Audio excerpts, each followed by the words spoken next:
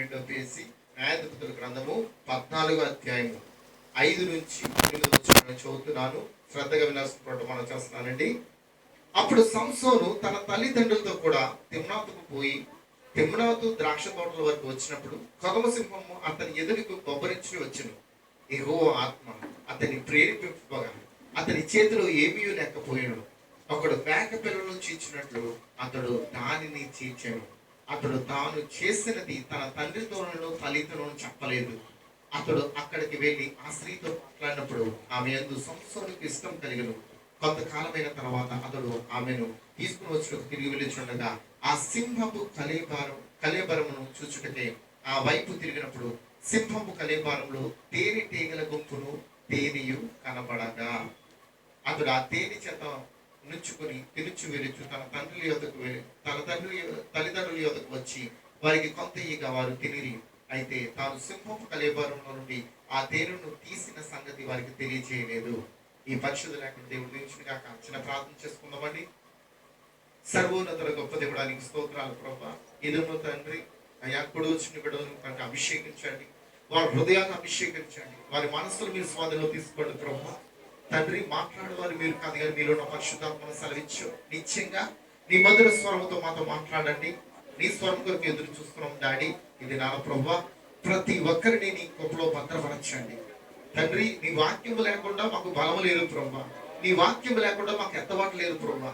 మేము ఎన్ని పాటలు పాడును, ఎన్ని స్తుతించును ప్రభా దేవా, అది కేవలము నేను ఆనందపరచడానికే కానీ నీ మధురమైన స్వరం వినకుండా ప్రభా మాకు ఎత్తబాటు లేదు నాయన.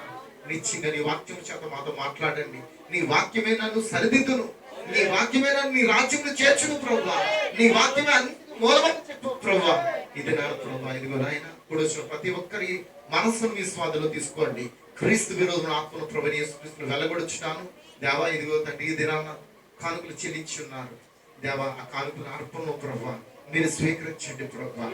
వారికి ఆస్థాలు బలపరచండి ప్రభా. వారి సన్నిధిలో జ్ఞాపకం చేసుకోండి ప్రభా దేవా. ఆనాడు దేవాలయంలో తండ్రి కానుకలు చెల్లించినప్పుడు ఆ సమయంలో నీవు అక్కడ నిలబడి ఉన్నావు తండ్రి. ఆ యొక్క పేద విధవరాలు ప్రభా, ఒక వృద్ధురాలు నాయన తన జీవనమంతయునికి సమర్పించినది ప్రభా దేవా. ఆ స్థితిలో నీ బిడ్డల ఆస్థాలు బలపరచండి. ఇంకనూ ప్రభా నీ సంఘాన్ని బలపరచండి, నీ సంఘానికి కావాల్సిన అవసరం తీర్చండి ప్రభా. ఇప్పుడు ప్రతి ఒక్కరితో మాతో మాట్లాడండి, నన్ను మరుగు చేయమని నీ కృపానుగ్రహించమని యేసుక్రీస్తు నామములో అడిగి పొందుకొచ్చున్నాము. ఆమేన్. దయచేసి అందరూ కూర్చుందామండి. హల్లెలూయా. మరి మీరు దయచేసి మాస్కులు పెట్టుకోవాలి, లేదా మీ యొక్క చీర స్పూములు కట్టుకున్నా పర్వాలేదు. నేను ఎందుకు చెప్తున్నానంటే ఇక్కడ అందరూ మంచివారే,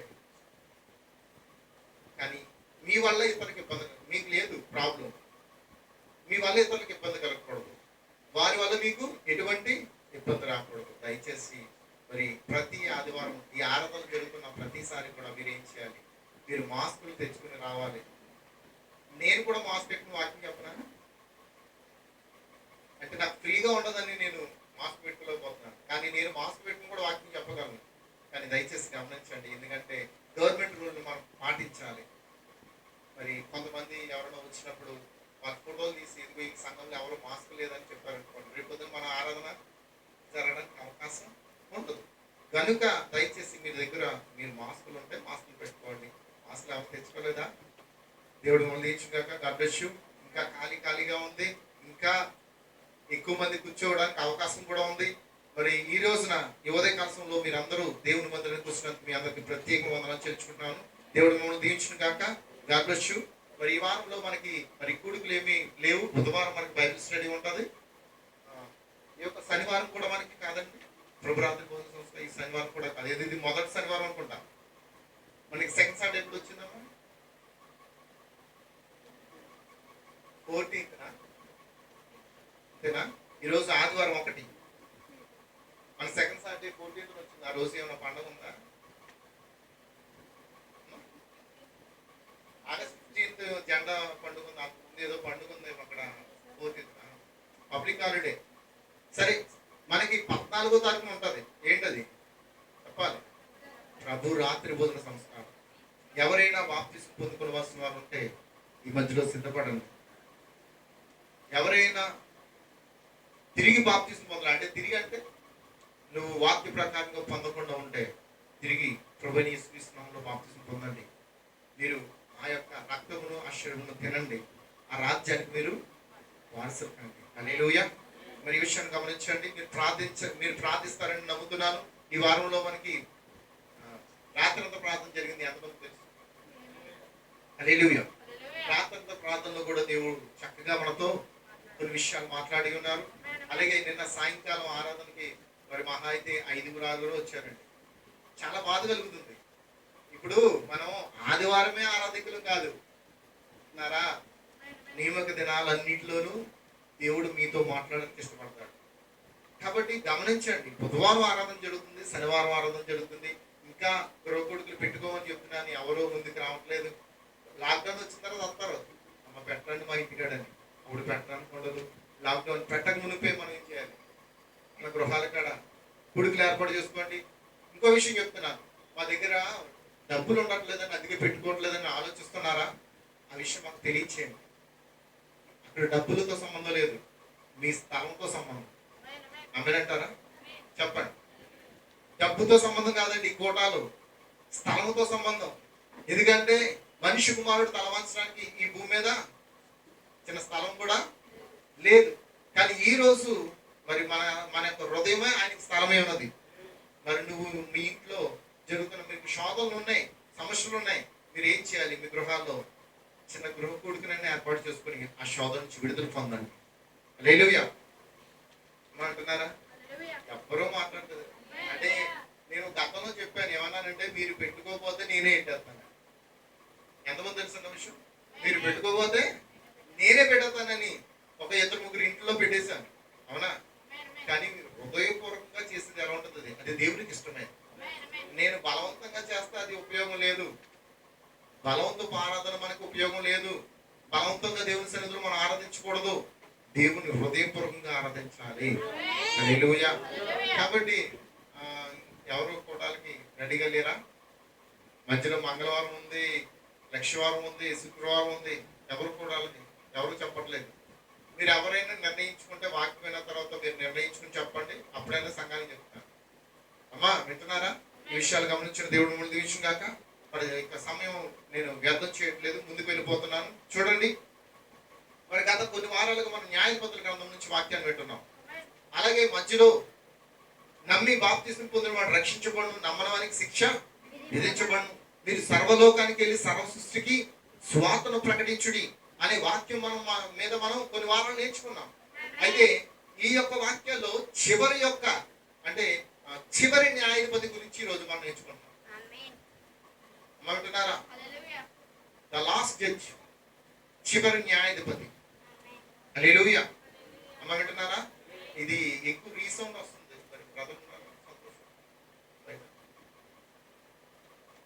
హల్లెలూయా. సరే, ఈ వారానికి ఇలా కొనసాగుతామంటే బాక్స్ ముందు జరపడం వల్ల రీసౌండ్ వస్తుంది అనుకుంటాను. సరే, ఈరోజు చూడండి, చివరి న్యాయాధిపతి. బైబిల్లో ఎంతమంది న్యాయాధిపతులు ఉన్నారు? మనం కొన్ని వారాలుగా నేర్చుకున్నాం. 11 మంది న్యాయాధిపతుల గురించి మీకు చెప్పడం జరిగింది.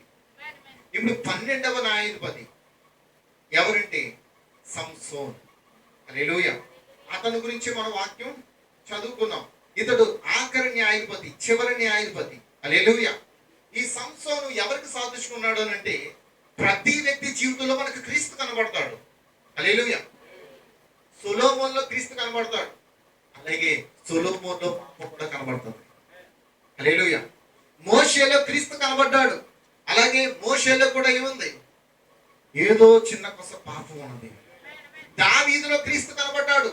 అమేనంటారా సంగమా? మీకు అర్థమవుతుందని చెప్తున్నాను. మరి దావీదు కూడా ఏం చేశాడు? పాపంలో పడిపోయాడు. హల్లెలూయా. ప్రతి వ్యక్తి ఏదో కొసలో పడిపోతూనే వస్తున్నారు. ఎందుకంటే వాళ్ళు దేవుడు కాదు, వారు మనవలే మనుషులు. ఏలియా మనవంటి మనుషుడే. ఏలియాతో ఉన్న దేవుడు. ఏలియా ఒక దినాన భయపడి పారిపోతున్నాడు. అతనిలో చిన్న బలహీనత. నిజమేనా? ఇన్ని విషయాలు చెప్పాను కదా. ఇప్పుడు యేసుక్రీస్తు ఇప్పుడు నీలో ఉన్నాడు. ఏమున్నాయి చెప్పాలండి? హల్లెలూయా. యేసుక్రీస్తు కూడా నీలో ఉన్నాడు, కానీ నీలో ఏమున్నాయి? బలహీనతలు ఉన్నాయి.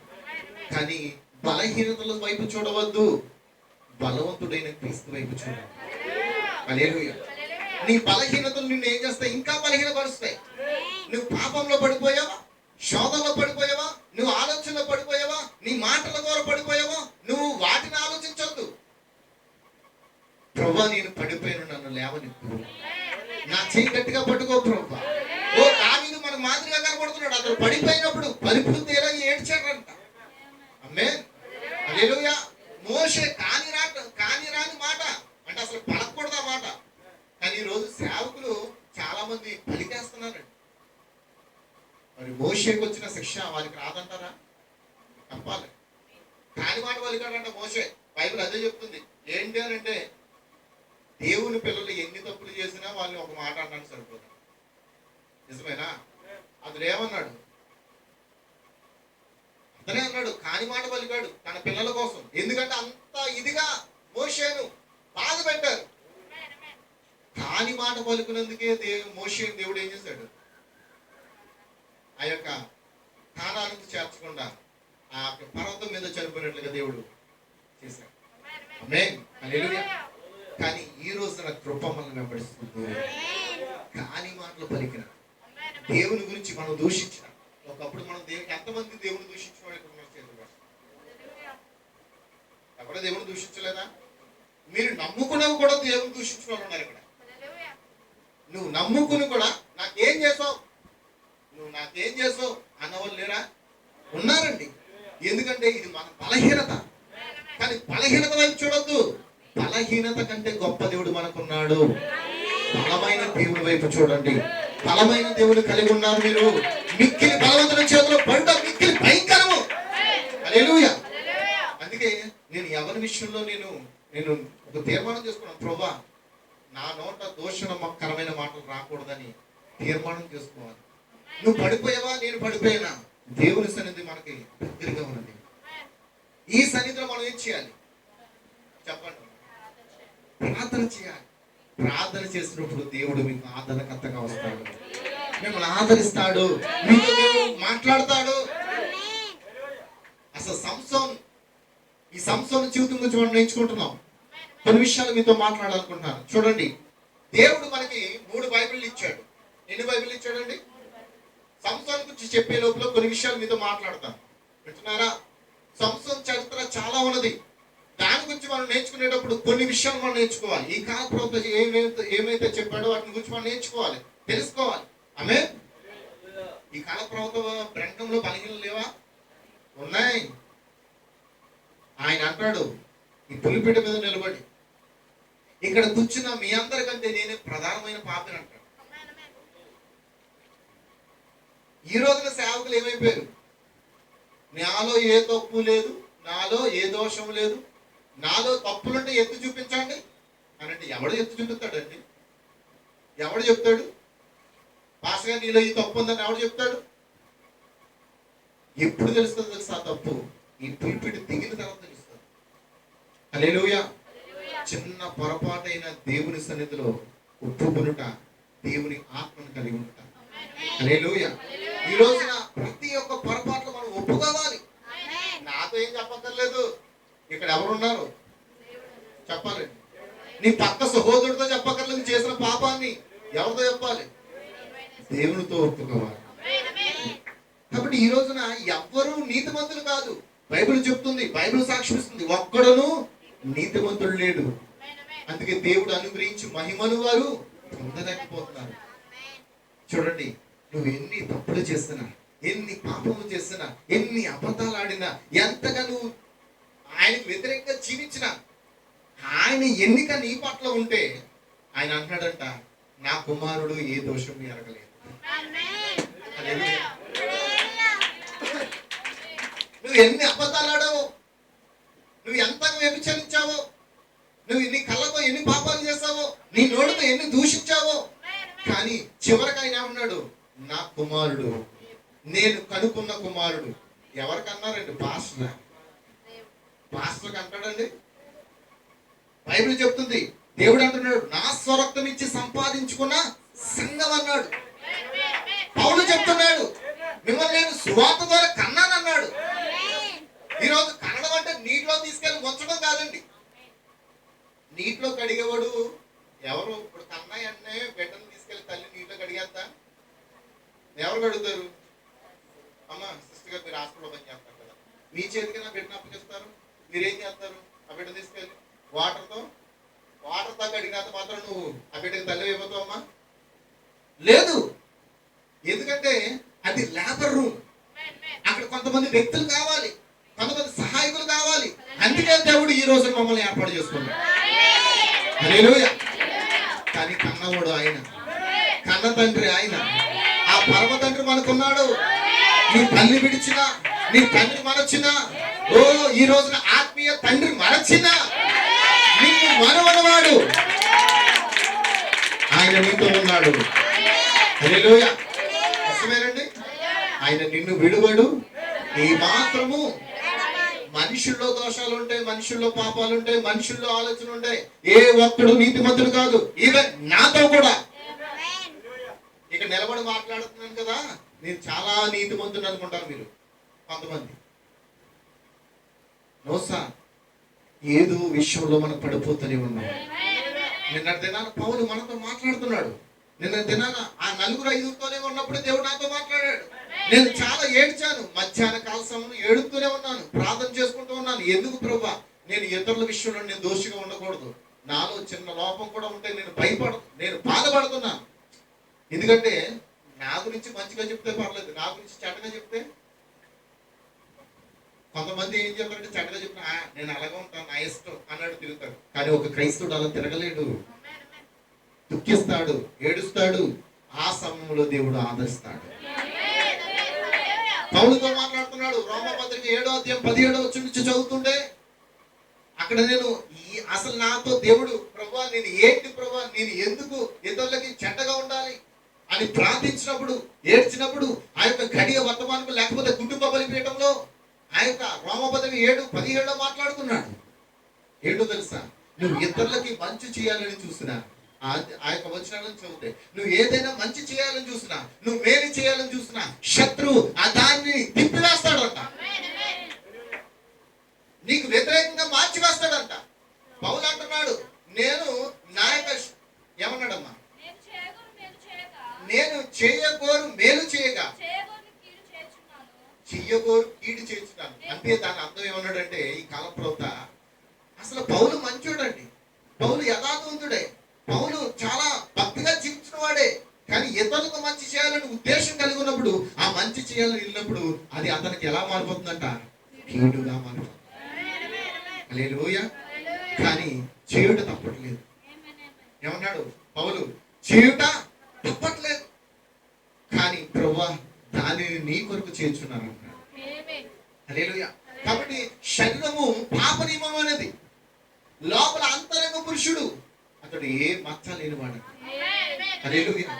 కానీ ఈ రోజు మనం ఎక్కువగా దేనికి లోపడతామంటే, అందుకే ఈ కాల ప్రవక్త చెప్పాడు. ఆ యొక్క రోమపత్రిక 7:17 నుంచి చదువుతున్నప్పుడు కొన్ని విషయాలు దాని గురించి ఏం చెప్పాడంటే, వద్దమ్మా నేను చదవద్దు, ఎందుకంటే మీరు చదువుకోండి, ఇంటికి వెళ్ళాక టైం లేదు, నేను ఇంకా వాక్యంలో పెట్టుకోవాలి. ఏం చెప్తున్నాడంటే పౌలు చెప్తున్నాడు, ఇదిగో నేను మంచి చేయాలనుకుంటాను కానీ నాకు అది చెడ్డ ఎదురవుతుంది, కీడే ఎదురవుతుంది. ఎందుకంటే నీ మనసులో ఉన్న దాన్ని నువ్వు, నీ మనసు చెప్పిన మాటకు నువ్వు లోపడలేదు. దేనికి లోపడుతున్నారు? శరీరం అంటదంట, ఇప్పుడే పెద్ద మార్కెట్కి వెళ్ళి వచ్చావు కదా, ఇప్పుడు ఆరాధన జరిగితే ఎందుకు వచ్చింది, నువ్వు అలసిపోయావు, ఇంట్లో పడుకో అని చెప్తున్నాడు. నువ్వు మెయిన్ రోడ్కి వెళ్ళొచ్చావు, నీ పనుల కోసం నువ్వు వెళ్తున్నావు, అవునా? నీ శరీరం నీతో చెప్తుందంట, కొంచెం అలసిపోయావు కదా, ఎందుకు వచ్చింది ఇప్పుడు నీకు ఆరాధన, అంత అవసరమా, పడుకో. ప్రవక్త చెప్తున్నాడండి ఈ విషయాలు. నువ్వు బయటికి వెళ్ళడానికి ఎంత ఉత్సాహం చూపుతావో అదే ఉత్సాహం దేవుని మందిరానికి వచ్చినట్టు ఉండదు. నిజమేనా? నా మాట అబద్ధమా చెప్పండి. నువ్వు బయట మార్కెట్కి వెళ్ళడానికి, లేకపోతే బయట షికారులు చేయడానికి, బయట వేరొక వ్యక్తులతో మాట్లాడడానికి వెళ్ళడానికి ఉన్న ఉత్సాహం దేవుని మందిరానికి వెళ్ళడానికి నువ్వు ఉండలేదు. కారణం ఏంటో తెలుసా? నువ్వు నీ శరీరానికి లోపడతావు. నువ్వు లోపడాల్సింది ఎవరికి? దేవుని ఆత్మకు లోపడాలి. చెప్తాదంట నువ్వు సరైన దాని కొరకు నువ్వు వెళ్ళాలి. శరీరం చెప్తుందంట వద్దు, కొంచెం అలసిపోయి కదా, రాత్రంతా నిద్రలేదు పడుకో. అమ్మ అంటున్నారా? రాత్రంతా నిద్రలేదు పడుకో అని చెప్తుందంట. కానీ ఈ రోజు మన బలహీనత ఏంటో తెలుసా? మన శరీరం. నిజమేనా? నేను బలహీనత గురించి చెప్తున్నానండి. నీ శరీరమే నీకు శత్రువు. నువ్వు ముందు నీ శరీరాన్ని నువ్వు జయించాలి. దేవుని మందిరానికి వెళ్ళకుండా ఆటగా వచ్చిందే నీ శరీరం. లోక కార్యాలన్నీ తీసుకొచ్చి నీ ముందు పెడుతుంది. కానీ అన్నిటికంటే ముఖ్యమైనది దేవుడు. నీ శరీరం నేను ఆ రాజ్యానికి చేర్చదు. రక్త మాంసములు దేవుని రాజ్యాన్ని స్వతంత్రించుకోలేమని బైబిల్ చెప్తుంది.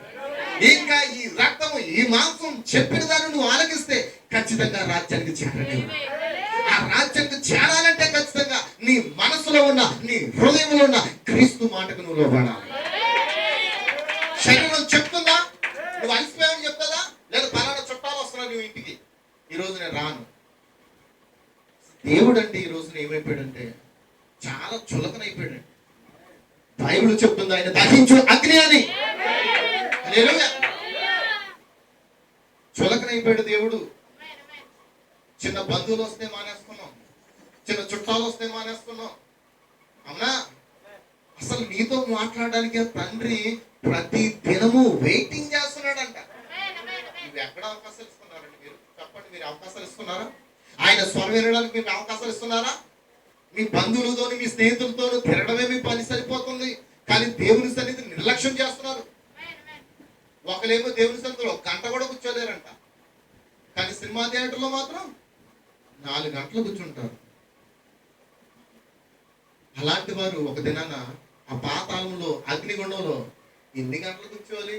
టైమింగ్ ఉందా దానికి? తీర్పు చెప్పేంత వరకు కూర్చోవడమే, అందులోనే కూర్చోవడమే.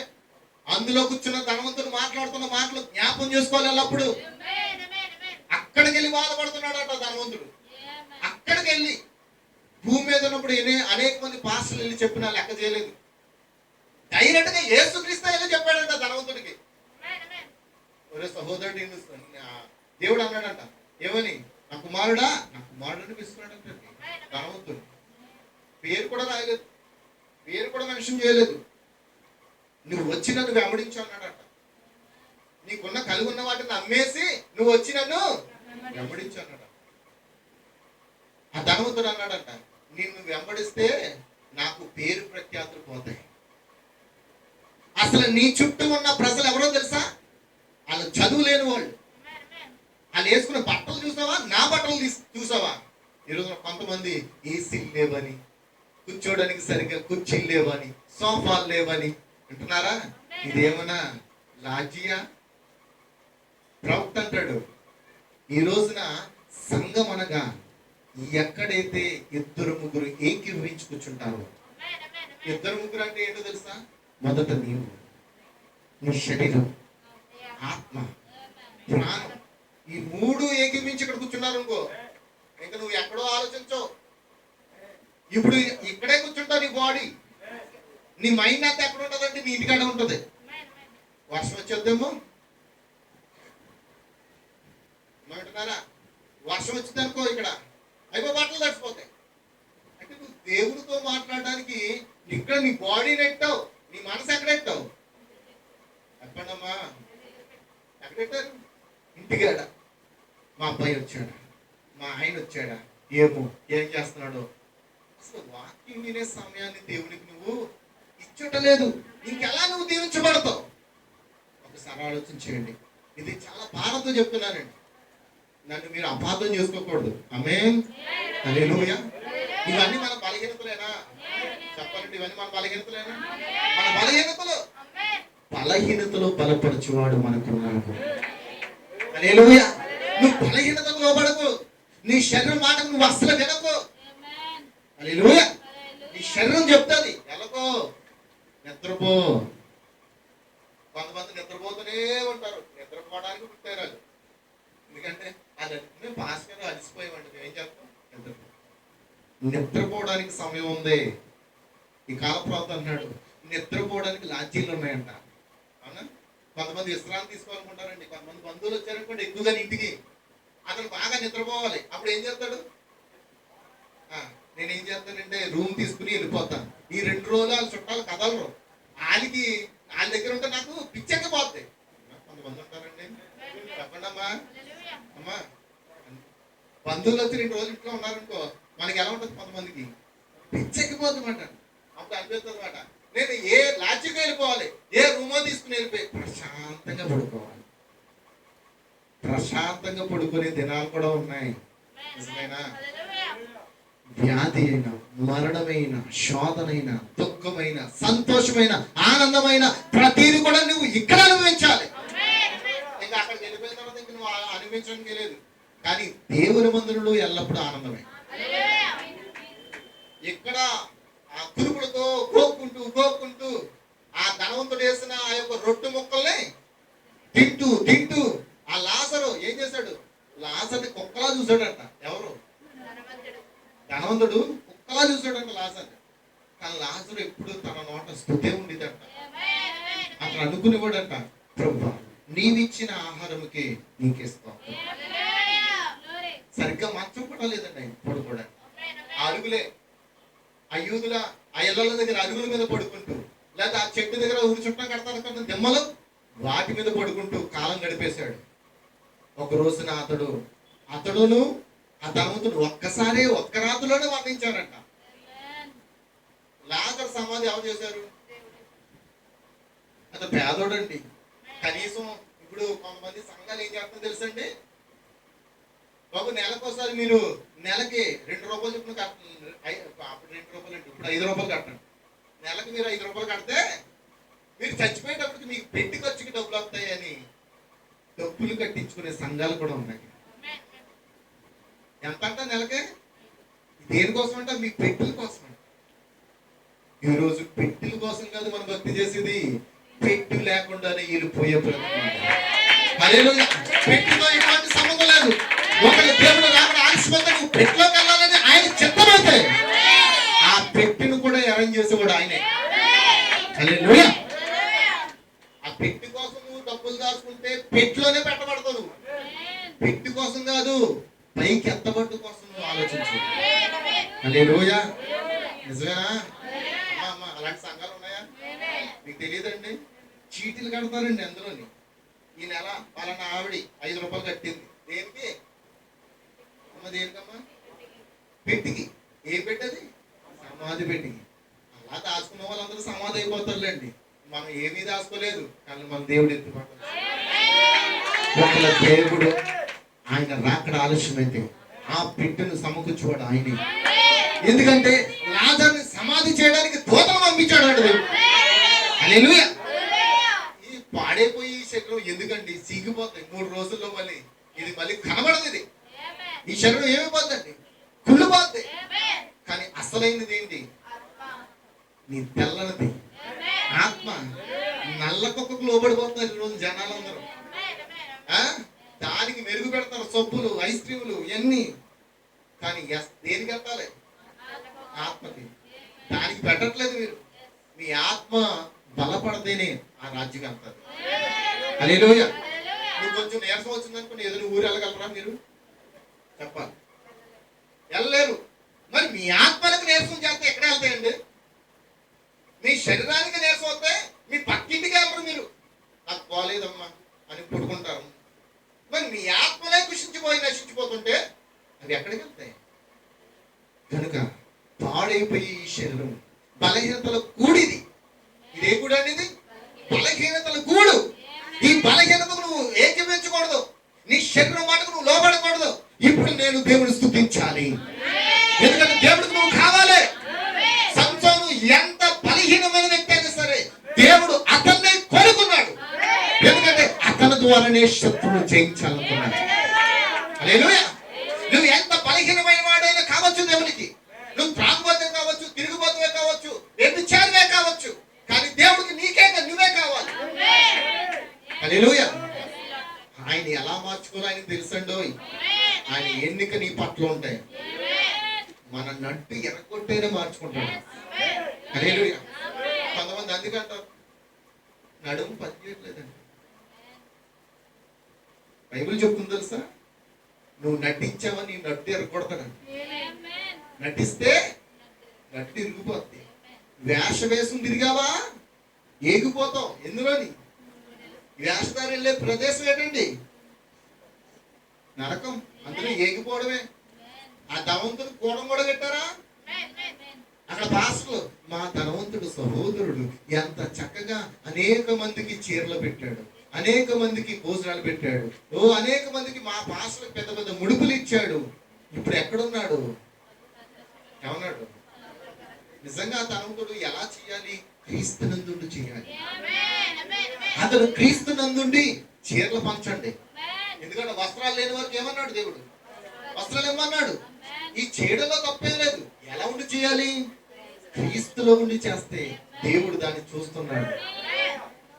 అప్పుడు అంటాడు దేవుడు నీ దగ్గరకు వచ్చి, నాకు చలిగా ఉన్నప్పుడు నువ్వు నాకు దుప్పడిచ్చావంటాడంట. అప్పుడు ఈ వ్యక్తి అంటాడట, ప్రభువా నేను నీకు ఎప్పుడు దుప్పడిచ్చాను? నువ్వు నా దగ్గరికి ఎప్పుడు వచ్చావు ప్రభువా అంటే, ఒక రోజు నా పలానా టైంలో ఒక వ్యక్తి రూపంలో నీ దగ్గరకు వచ్చాను. నేను చలి కాసుకుంటున్నాను, చలి నాకు విపరీతమైన చలి. నా చలిని చూసి నువ్వు పట్టుకోలేక నీ దగ్గర ఉన్న ఒక వస్త్రాన్ని తీసుకొచ్చి నాకు ఇచ్చావు. హల్లెలూయా. అందుకే హెబ్రీయులకు రాసిన గ్రంథం అనుకుంటాను 13వ అధ్యాయంలో సార్ మొదటి వచ్చి చూడండి సార్. వాక్యంలోకి వెళ్ళిపోతాం. నేను ఉపజ్ఞాపనలో ఉండిపోయాను మీకు. ఎందుకంటే సహోదర ప్రేమ నిలువరముగా ఉండనీయుడు. ఏం చేయకూడదంట? ఆతిథ్యం చెయ్య మరొకటి. దాని వలన కొందరు ఎరుగకయే. అమ్మ ఎవరికంట? అమ్మ వింటున్నారా? కొంతమంది తెలియకే దేవదూతలకు ఆతిథ్యం చేశారంట.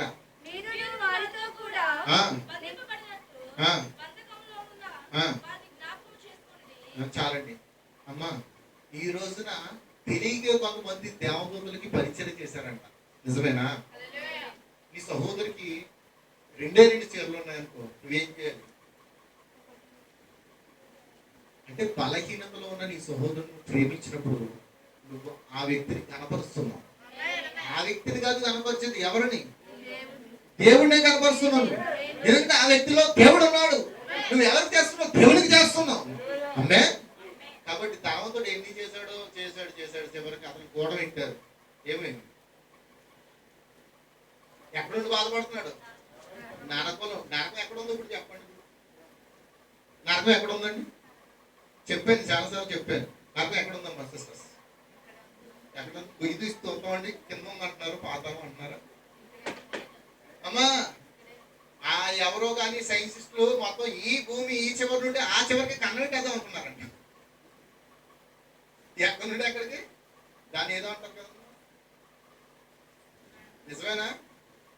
ఈ భూమి ఆ చివరి నుండి ఈ చివరికి కన్వర్ట్ చేద్దాం అనుకున్నారట. అంటే మొత్తం వాళ్ళు చాలా మరి ఎన్ని కిలోమీటర్లు వెళ్ళారో కానీ మొత్తం తవ్వుకుంటూ వెళ్ళిపోయారు.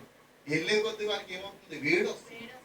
అంటే వేడి ఎందుకు వస్తుందంటే అక్కడ నరకం ఉందని వాళ్ళు గ్రహించారు. కానీ అమ్మ వింటున్నారా? నరకం అనేది అదృశ్యమైనది. అది పదార్థం లాంటిది కాదు. అక్కడ ఉండేది పదార్థం శరీరం కాదు. ఏంటది ఉండేది? ఆత్మ. అదృశ్యమైనది. ఇప్పుడు అదృశ్యమైనది ఎక్కడ ఉంది? ఇప్పుడు చెప్పాలి. చూడండి, అందరూ గట్టిగా చెప్పలు పట్టండి.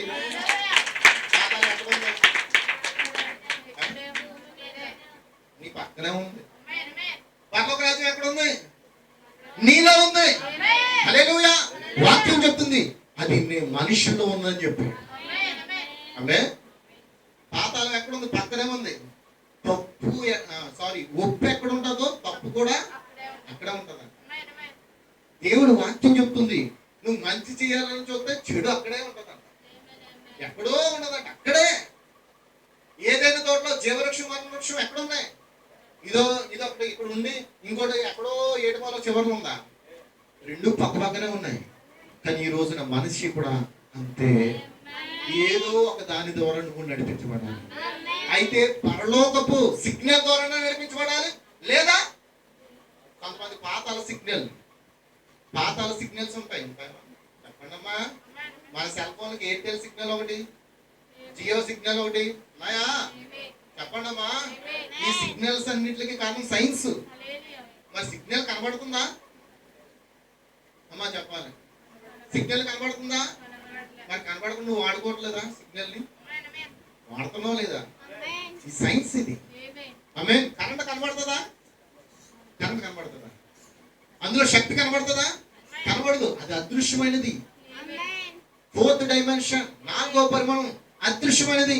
అది కనబడట్లేదు, కానీ నువ్వు దాన్ని ఏం చేస్తున్నావు? వాడుకుంటున్నావు. హల్లెలూయా. కాబట్టి చూడండి, ఇప్పుడు నేను వాక్యంలోకి వెళ్ళిపోతున్నాను. ఎందుకంటే ఇప్పుడు దాకా మనం దేని గురించి నేర్చుకున్నామంటే మన బలహీనతలో మనం దేవుని ఆరాధించలేము. బలమైన దేవుని నువ్వు ఆరాధించాలంటే నీ బలహీనతలు పక్కన పెట్టండి. హల్లెలూయా. ఒక వ్యక్తి తాగుతూనే ఉన్నాడు అనుకోండి, అతడు త్రాగేసి మందిరానికి రావాలంటే రాలేడు. ప్రభుత్వం చెప్పాడు. ఒకడు సిగరెట్ తాగుతూ ఉన్నాడు, వాడు త్రాగేసి దేవుని మందిరానికి రావాలంటే రాలేడు. ఒకడు వ్యభిచారం చేస్తూనే ఉన్నాడు, వ్యభిచారం చేస్తున్నవాడు మానేసి దేవుని మందిరానికి రావాలంటే రాలేడు. కానీ ఎక్కడికి వస్తే మారుతాయి? చెప్పాలమ్మా, నిన్ను మార్చేది దేవుని సన్నిధి, నేను యథార్థంగా ఇచ్చేది దేవుని సన్నిధి. నేను జ్వరం తగ్గిపోయిన తర్వాత హాస్పిటల్కి వెళ్తానంటే ఉపయోగం ఉందా? చెప్పాలి. కడుపు నొప్పి వచ్చి తగ్గిపోయిన తర్వాత హాస్పిటల్కి వెళ్తానంటే ఉపయోగం ఉందా? ఏమవుతుంది? కడుపు నొప్పి ఎక్కువైపోతాయి. నువ్వు హాస్పిటల్కి వెళ్ళకపోతే ఏమవుతుంది? చెప్పండి అమ్మా. మందు నీలో ఎలా పోతే ప్రమాదం అయిపోతే మనం మరణిస్తాం. కాబట్టి అలాగే ఒక వ్యక్తి అనుకుంటూ ఉంటాడంట దేవుడి మందిరానికి అన్ని మానేసుకుని వెళ్ళాలని. అలా అనుకుని చివరికి అతడు మరణిస్తాడంట. కానీ అలా మాని రావాలంటే అది నీ వల్ల కాదు. మార్పు ఎక్కడ జరుగును? అది దేవుని మందిరంలోనే. హల్లెలూయా. కాబట్టి ప్రతి ఒక్కరు చాలా జాగ్రత్తగా దేవుని సన్నిధిని వెతకాలి. ఈ రోజున మనకి చివరి న్యాయాధిపతి ఎవరంటే సంసోన్. పాత నిబంధనలో. క్రొత్త నిబంధనలో మనకు ఒక న్యాయాధిపతి ఉన్నాడు. ఎవరు చెప్పాలి? మీ నోరు మెదపండి అందరూ. నాకు వినబట్లేదు, అసలు నాకు వినబట్లేదు, ఎవరైనా మన న్యాయాధిపతి ఉన్నాడు. ఇదిగో గొప్ప న్యాయాధిపతి కానీ దిగొచ్చాడు ఆయన. హల్లెలూయా. సంసోను చివరి న్యాయాధిపతి. అతని ద్వారా దేవుడు కొన్ని కార్యములు చేశాడు. ఇప్పుడు మన చివరి న్యాయాధిపతి బలిష్ఠుడైన దూతగా వచ్చి నీ కొరకు విప్పబడిన గ్రంథంతో దిగొచ్చాడు. హల్లెలూయా. ఈ రోజున ఒక 2-3 పాయింట్లు చెప్పి నేను ఈ వాక్యాన్ని ముగిస్తాను. హల్లెలూయా. చాలా ఉంది. నేను దేవుని ఆత్మ కొరకు ప్రార్థిస్తున్నాను, ప్రభువా నన్ను బలపరచాను. హల్లెలూయా. ఆయన నన్ను బలపరచకపోతే, ఆయన నాకు ప్రత్యక్షత ఇవ్వకపోతే నాకేమీ రాదు. నా నుండి మీరు ఏమీ పొందుకోలేరు. అమేనంటారా? కాబట్టి చూడండి, మనకి సృష్టిలో ఎన్ని బైబిళ్ళు ఉన్నాయంట? 3 బైబిల్. మొదటి బైబిల్ ఆకాశంలో, రెండో బైబిల్ ప్రకృతిలో, మూడో బైబిల్ మీ చేతిలో, మీ హృదయం అనే పలకల మీద. హల్లెలూయా. ఎంతమంది నమ్ముతున్నారండి? అయితే ఈ రోజున దేవుడు బైబిల్ ఎప్పుడు ప్రారంభమైందనే దాని గురించి ఈరోజు చెప్తూ ఈ న్యాయాధిపతి ఆ న్యాయాధిపతి గురించి నేను చెప్పాలనుకుంటున్నాను. హల్లెలూయా. ఇవి చెప్పి ఈ యొక్క ఆదివారం వాక్యాన్ని నేను ముగిస్తాను. హల్లెలూయా. వింటున్నారా? మనకి మొదటి బైబిల్ ఆకాశంలో, రెండో బైబిల్ ప్రకృతిలో, పిరమిడ్.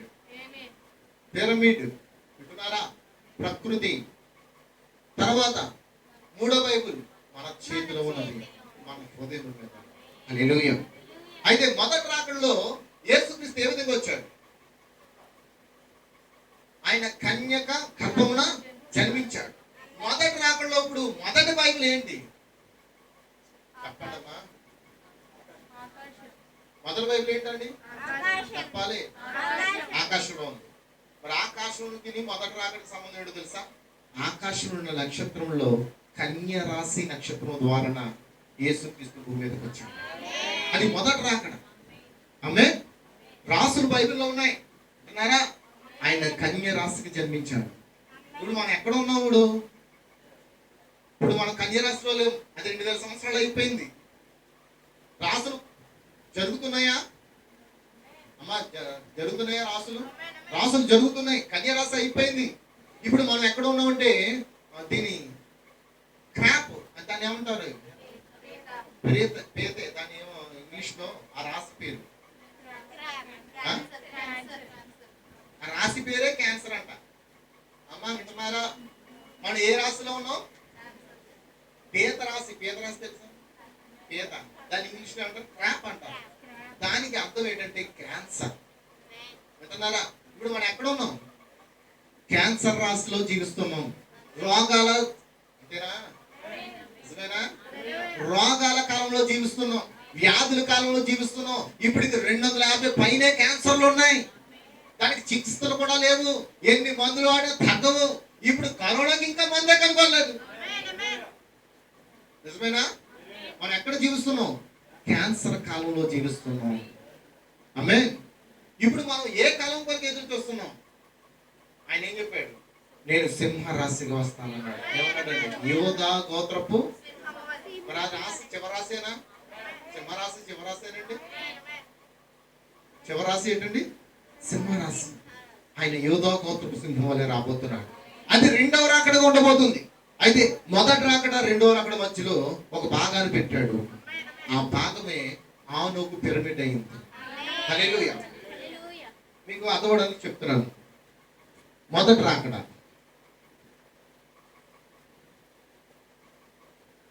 ఇంకోటి ఏంటమ్మా? రెండవ రాకడ. చూస్తున్నారా? హల్లెలూయా. మొదటి రాకడలో ఆయన కన్యరాశిగా వచ్చాడు. రెండవ రాకడలో సింహరాశి. ఈ మధ్యలో ఇప్పుడు మనం ఎక్కడ ఉన్నాం? మనం మధ్యలో ఉన్నాం. ఆమేన్. మొదటి రాకడ అయిపోయింది. అందరూ ఎలా చూస్తున్నారమ్మా? మొదటి రాకడ అయిపోయింది. ఇప్పుడు మనం రెండో రాకడ కొరకు ఎదురు చూస్తున్నాం. ఆయన ఎలా వస్తాడంట? సింహరాశిగా వస్తాడంట. యోధా గోత్రపు సింహం అని. ఇప్పుడు మనం ఎక్కడ ఉన్నామంటే మధ్యలో ఉన్నాం. మధ్య భాగాన్ని ఏమంటారంటే ఈ 2000 సంవత్సరాలు. అంటే ఇప్పుడు ఇది ఒకటి, ఇది అంతా ఇప్పుడు ఎన్ని సంవత్సరాలు? 2000 సంవత్సరాలు అయింది. అవునా? యేసుక్రీస్తు పుట్టి 7000 సంవత్సరాలు అయిందండి. యేసుక్రీస్తు పుట్టి లోకంలో ఎవరు పుట్టారో ఎవరు పెరిగారో వారికి అసలు చరిత్రే లేదు. కానీ యేసుక్రీస్తుకు చరిత్ర కలిగిన దేవుడు. ఆయనకి ఉందే. అందరు ఎలా చూస్తున్నారమ్మా? ఈ మధ్యలో 7 యుగాలు ఉన్నాయి. 7 యుగాలు అనగా 7 సంఘకాలాలు. హల్లెలూయా. నిజమేనండి? ఎప్పుడు ప్రారంభమైంది? మొదటి సంఘకాలం ఎఫెసు. క్రీస్తు శకం 53లో. నిజమేనండి? వింటున్నారా? ఎఫెసు క్రీస్తు శకం 53. అది ఏ రాశి? అది కన్య రాశిలో ప్రారంభమైంది. 7 సంఘకాలాలు జరిగేలేవండి. 7 సంఘకాలాలు పిరమిడ్ ఆకారంలో ఉన్నాయి. చూడండి.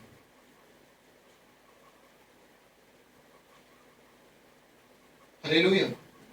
ఇప్పుడు ఈ పిరమిడ్ ఆకారంలో ఉన్న ఈ ఆనోకు పిరమిడ్ కాలంలో మనం జీవిస్తున్నాం. ఆమేన్. ఇప్పుడు 7 సంఘకాలాలు జీవితాలు అయిపోయి ఇప్పుడు మనం ఎక్కడికి వచ్చాం? ఇప్పుడు చివరిలో ఉన్నాం. ఎండింగ్. మనం ఎక్కడ ఉన్నామండి? దీని తర్వాత ఇంకో కాలం ఉందా? చెప్పాలి. ఎంతమందికి అర్థమైంది? మీరు పడుకుంటే కాదండి, మీరు తెలుసుకుంటే అర్థమవుతుంది. హల్లెలూయా. మొదటి రాకడలో కన్యరాశికి వచ్చాడు. ఇప్పుడు రెండవ రాకడలో ఆయన సింహరాశికి వస్తున్నాడు. అయితే చూడండి, ఇప్పుడు నేను చెప్పే ఒక విషయం ఏనండి. మోషే మన యొక్క నీడ మనకి ఎలా ఉన్నాడు? ఆయన మోషే ఒక నీడగా ఉన్నాడు. హల్లెలూయా. చూడండి, అంటే ఇప్పుడు ధర్మశాస్త్రం మనకు ఎలా ఉంది? చాలా చెప్పాను చాలా సార్లు. ధర్మశాస్త్రం మనకు ఎలా ఉందండి? నీడ. కొత్త నిబంధన ఎలా ఉంది? ఛాయ అంటేనే నీడ. కొత్త నిబంధన అంటే ఏంటి? నిజ స్వరూపమై ఉన్నది. హల్లెలూయా. వింటున్నారా? చూడండి, రాబోతున్న సంగతులకు పాత నిబంధన ఛాయగా ఉంది. కొత్త నిబంధన ఎలా ఉందంట? నిజ స్వరూపంగా ఉన్నదంట. అయితే మన కొరకు నిజ స్వరూపం కొరకు పాత నిబంధనలో ఆనోకు పిరమిడ్ కట్టాడు. ఎక్కడికి? మొదటి రాకడ ముందుపే కట్టాడు ఆనోకు పిరమిడ్. ఎప్పుడు కట్టాడమ్మా అది? ఆనోకు జీవించిన కాలం ఎప్పుడమ్మా? నోవహు దినాలకి ముందు 500 సంవత్సరాల ముందు ఆనోకు జన్మించాడు. నోవహు దగ్గరికి వచ్చేటికి ఎంతకాలం అయిపోయింది? 2000 సంవత్సరాలు అయిపోయింది. అప్పుడు ఆ భూమి ఏమేమైంది? నీటి ద్వారా నింపబడింది. మొన్న వారమే కదా నేర్చుకున్నాం మనం. అవునా? మీ అందరికి గుర్తు వస్తుందా? హల్లెలూయా. అయితే చూడండి, చాలా శ్రద్ధగా ఉంటే మీకు అర్థం అవుతుంది. పాత నిబంధన ఎలా ఉందండి? నీడగా. కొత్త నిబంధన ఎలా ఉంటది? నిజ స్వరూపం. సపోజ్ నేను ఉన్నాను ఇక్కడ, నా వెనకతలు ఏముంది చెప్పండి అమ్మా? ఏముంది? ఇప్పుడు నేను లేకుండా దేవుడు ఏం తీసుకొచ్చాడు ముందు చెప్పాలి. నీడ నేను ఉంటేనే కదా వస్తుంది. నా మాట అర్థమైందా? నేనుంటేనే నీడ వచ్చింది. అంటే నేనుంటేనే పాత నిబంధన వచ్చింది. హల్లెలూయా. ఎంతమంది అర్థమవుతుంది? నేనుంటేనే పాత నిబంధన. అది ఎలా ఉన్నదని ఛాయిగా ఉన్నది. యేసుక్రీస్తు ముందట వాడా లేకపోతే పాత నిబంధన కంటే ముందట వాడేనా ఆయన ఉన్నాడు కనుకే తర్వాత పాత నిబంధన వచ్చింది. అది ఛాయిగా ఉంది. ఇంకా మీకు అర్థమవడం చెప్తాను చూడండి. అయితే మన యొక్క నీడ ఎప్పుడు ఎత్తబడింది? ఎందుకనక నిజ స్వరూపం త్వరలో ఎత్తబడిపోతుంది. మోషే పునరుత్థానంగా ఉండబోయే పరిశుద్ధులకు మాదిరిగా ఉన్నాడు. నిజమేనా? మోషే ఎలా ఉన్నాడండి? పునరుత్థానంలో ఉండబోయే పరిశుద్ధులు ఎవరాలు?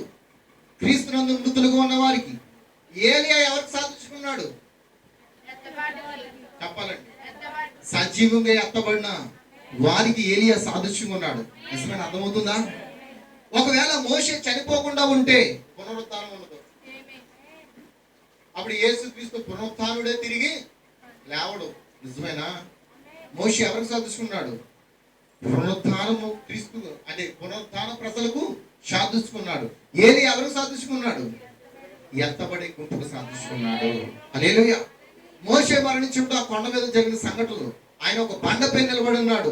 అయితే మోషే మరణించినప్పుడు అతని సమాధి కొన్ని దూతలు వెళ్ళి సమాధి చేశాయి. మనకు ఆ విషయం ఎక్కడ కనబడుతుందంటే యోధా పత్రికలో మనకు కనబడతాయి. ఆ సమాధి కొరకు మిఖాయేలు ఎవరితో గొడవ పెట్టుకుంటుంది చెప్పాలండి? మోషే యొక్క సమాధి కొరకు మిఖాయేలును లూసిఫర్ గొడవ పడుతున్నట్లుగా మనకి యోధా పత్రికలో కనబడుతుంది. హల్లెలూయా.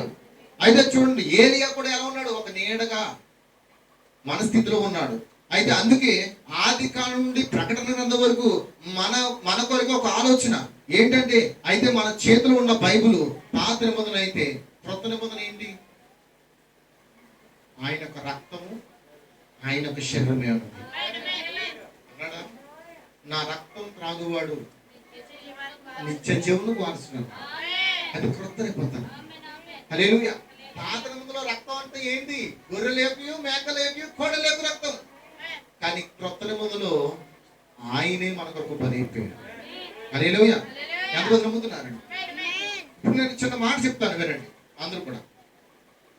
అందుకే కన్యరాశి నుండి సింహరాశి వరకు చాలా కార్యాలు మనకు కనబడ్డాయి. అయితే బైబిల్ మనకు క్రొత్తగా ఉంది. నిజమేనా? అందుకే అసలు నిజ బైబిల్ ఏంటో ఒకసారి చూద్దాం. ఆది కాండం 1వ అధ్యాయం 1వ వచనం చదవండి. ప్రతి ఒక్కరు కూడా ఇంగ్లీష్ లో ఉంటే చదవండి ప్లీజ్. ఎవరైనా దయచేసి ఇంగ్లీష్ లో వచ్చిన చదవండి. ఆదియందు దేవుడు భూమి ఆకాశమును సృజించును. చాలండి. భూమి నిరాకారంగాను శూన్యంగాను ఉండదు. అమ్మ ఇంగ్లీష్ లో చదవండి. In the beginning God created the heaven. అంటే దాని అర్థం ఏంటి? అమ్మా వింటున్నారా? శ్రద్ధగా చదవండి. ఇంగ్లీష్ బైబిల్ ఉన్న వాళ్ళు గట్టిగా చదివితే మిగతా వాళ్ళకి అర్థం. గట్టిగా చదవండి ఒకసారి. వాళ్ళు మైక్ ఇవ్వండి అమ్మా.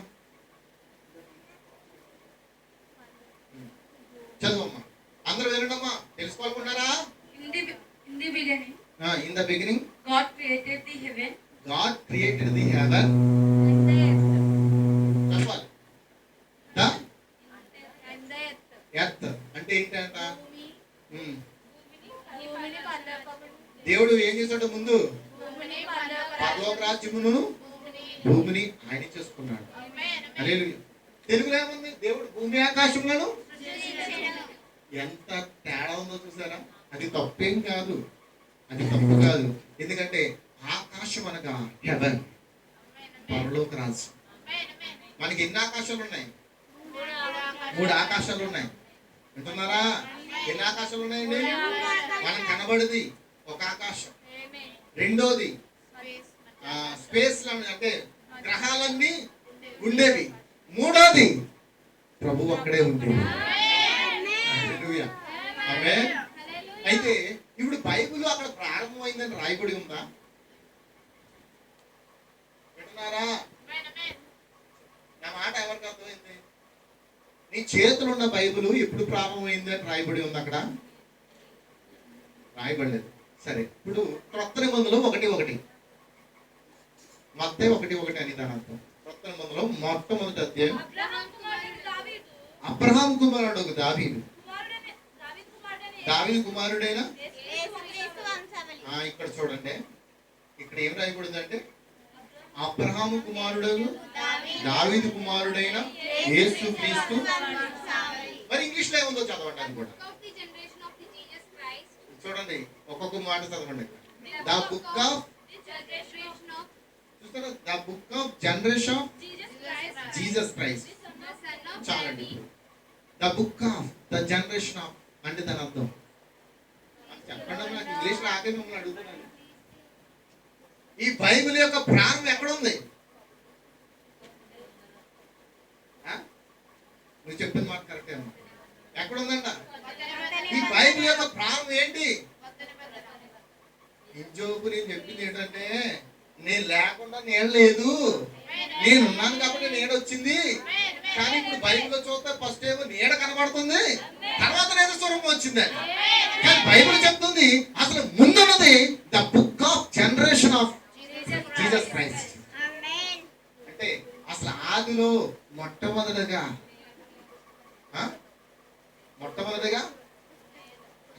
బుక్ ఆఫ్ అంటే యేసుక్రీస్తు.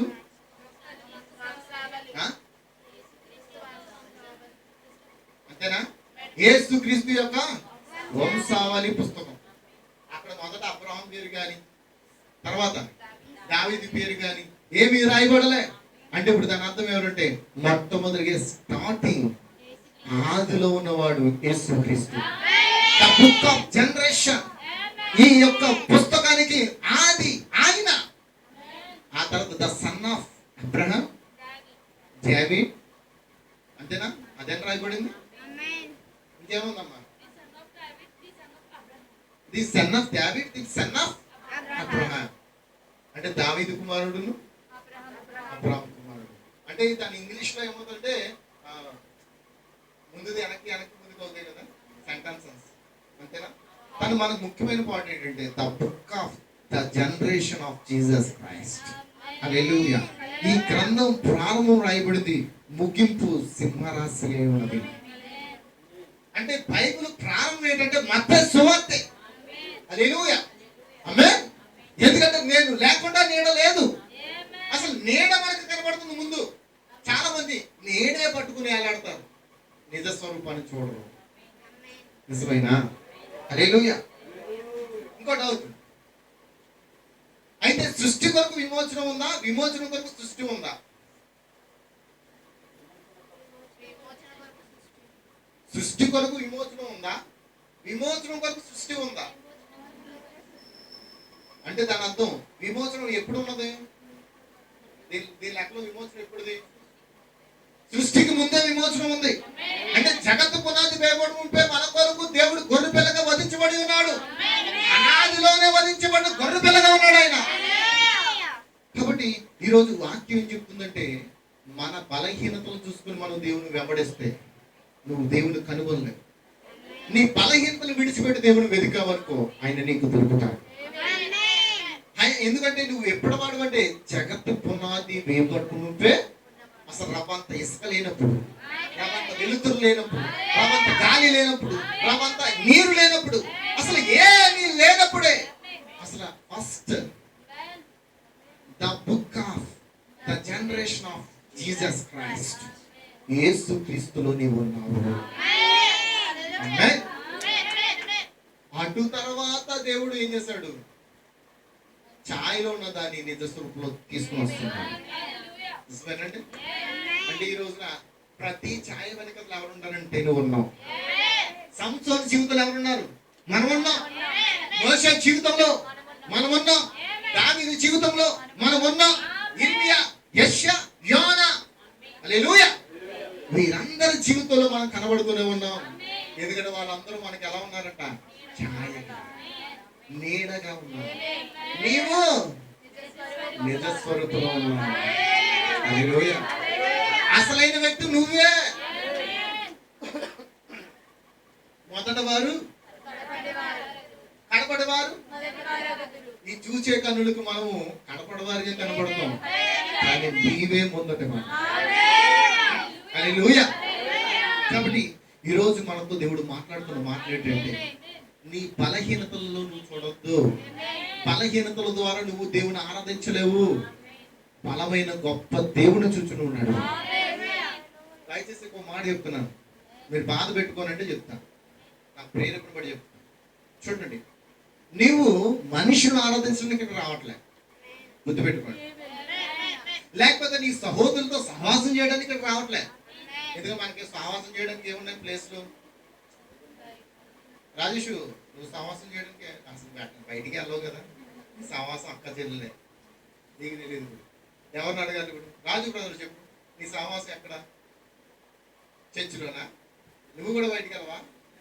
దేవుని స్తోత్రం, గాడ్ బ్లెస్ యు. ఇప్పుడు నా సహవాసం ఎక్కడంటే, ఇప్పుడు నేను చర్చిలో దేవునితో సహవాసం చేయడానికి వస్తాను, కానీ బయటికి వెళ్ళిన తర్వాత మన సహవాసం మన స్నేహితులతో. కానీ ఇక్కడ స్నేహితులతో కలుసుకోవడానికి ఇక్కడ రావట్లేదు, లేదా బంధువులు కలుసుకోవడానికి ఇక్కడ రావట్లేదు. అంతకంటే ఎక్కువ నిన్ను సృష్టించిన సృష్టికర్తతో సహవాసం చేయడానికి ఇక్కడ రావాలి. హల్లెలూయా. ఈ రోజున ఒకరి మీద ఒకరు పాపాలు ఉన్నాయి, ఒకరి మీద ఒకరు ద్వేషాలు ఉన్నాయి అనుకుంటూ కొంతమంది ఏం చేస్తారంటే ఆరాధన రావడం నిర్లక్ష్యం చేస్తారు. అసలు నువ్వు ఆరాధించి ఎవరు? నీ స్నేహితున్నా, నీ బంధువునా? చెప్పండి, ఎవరిని ఆరాధిస్తున్నారు మీరు? సృష్టికర్త. ఎందుకంటే నువ్వు ఎప్పటివాడు, ఇప్పుడు వాక్యం చెప్తుంది, the book of generation of Jesus Christ. ఆయన ఆదిలోనే నిన్ను దేవుడు ఆయనలో ఉంచుకున్నాడు. ఎఫెసు పత్రికలో ఏం రాయబడింది? జగత్తు పునాది వేయబడిపే క్రీస్తు ప్రేమలో నిన్ను కని ఉన్నాడంట. మరి ఎఫెసు పత్రిక పాత నిబంధనలో కనబడుతుందా? దానికి సమాంతరంగా ఉన్న యెహోషువ గ్రంథం. అంతేగాని ఎఫెసు పత్రిక మొదటి అపోస్తుడైన పౌలు చేత రాయించబడింది. ఎఫెసు ఎవరికి రాయబడింది? అన్యులకు. ఇప్పుడు అన్య జనాంగమైన మనమే ఆయనకి మొదటి పెట్టడం. ఈ సృష్టిలో అందరూ ఏమనుకుంటారంటే, ఈ సృష్టిలో కనబడేది మన చివరోళం కదండి, మన చివరోళం. కానీ ఈ కాల బ్రహ్మ అంటున్నాడు, ఓ బ్రహ్మం, నువ్వు ఏ కాలంలోకి వెళ్ళాలని ఆలోచిస్తున్నావు అని దేవుడు బ్రహ్మను అడిగితే, బ్రహ్మ అంటున్నాడంట, ప్రభువా, నేను చివరివాడిగా వెళ్ళాలనుకుంటున్నాడు. హల్లెలూయా. ఎందుకంటే చివరివాడే మొదటివాడు అవుతాడు. మొదటివాడు కనపడవాడు అవుతాడు, కనపడవారు.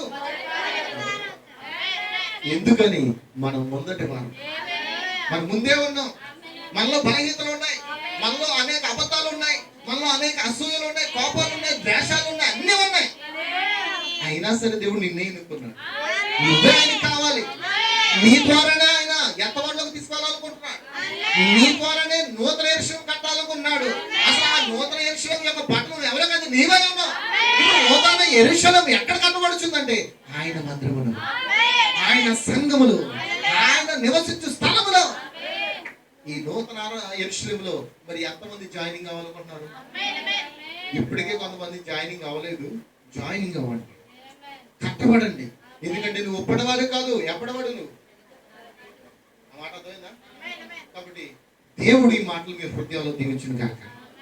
అవుతుందండి. వాళ్ళకి చూస్తే మీరు దేవుని ఆరాధించడం మానేవద్దు. నువ్వు అబద్ధాలు ఆడుతున్నావా? ప్రభువా, నా నోట నుండి అబద్ధాలు తీసేవా ప్రార్థించు.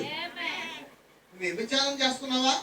చేసేది నువ్వు కాదు, నీలో ఉన్న దురాత్మ చేస్తుంది. నువ్వు ఒప్పుకో, ప్రభువా, అటువంటి వ్యభిచార ఆత్మను నా నుంచి దూరపరచు. నువ్వు ఇంకా త్రాగుతూనే ఉన్నావా? నువ్వు కూడా ఏం చెయ్యి, ప్రభువా, నీ సన్నిధిలో నేను నిందారంగుడిగా జీవించాలనుకున్నాను. నిజమేనా? కాబట్టి ఆ విధంగా జీవించాలని దేవుడు ఈ రోజు వాక్యాన్ని మన యొద్దకు తీసుకొచ్చాడు. ఇంకా నువ్వు జీవితాన్ని మార్చుకోకుండా, ఇంకా నువ్వు లోకంలో తిరుగుతూ నువ్వు దేవుని ఏం చేస్తున్నావు? చిన్న చూపు చూస్తున్నావు. ఎవరైతే చిన్న చూపు చూస్తున్నారో నాకు తెలియకపోవచ్చు. ఎవరు తెలుసు? చెప్పండి. బ్రదర్స్ ఎవరు తెలుసా? చెప్పండి, ఎవరు తెలుసా? నువ్వు చిన్న చూపు చూస్తున్నావో, పై చూపు చూస్తున్నావో, కింద చూపు చూస్తున్నావో నాకు తెలియకపోవచ్చు, కానీ సృష్టికర్తకు తెలుసు. కాబట్టి ఆ సృష్టికర్తకు భయపడి దేవుని ఆరాధించండి. దేవుడు మిమ్మల్ని దీవించును గాక. కాబట్టి లేచి పడతాం. మనం కూడా లేచి పడదాం. చిన్న ప్రార్థన చేసుకుందాం అండి.